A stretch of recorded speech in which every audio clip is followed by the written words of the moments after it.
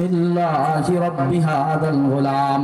আল্লাহর নাম নিয়ে যখন তীরটা ছড়লো, ওই তীরটা গিয়া রিওয়ায়াতের মধ্যে পাওয়া যায় এই কপালের ডান পাশে লাগে, কোন জায়গায় পাওয়া যায় তার এই কণ্ঠ লাগে ডান পাশে, কণ্ঠনালীর ডান পাশে লাগে।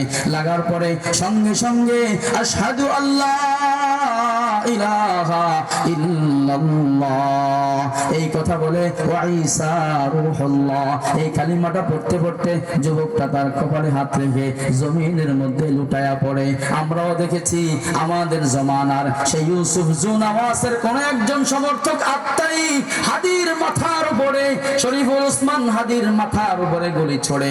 হাদিও চেয়েছিল কোনদিন একটা বুলেট আসুক, আমার এই জীবনটা বুলেটের আঘাতে শেষ হবে আর আমি হাসতে হাসতে ইনসাফের পথে থেকে আল্লাহর কাছে চলে যাব। আব্দুল্লাহ ইবনে তামের কালিমা পড়তে পড়তে জমিনে লুটায়া পড়ে। এরপরে দুনিয়া থেকে শাহাদাত অবস্থায় বিদায় হয়ে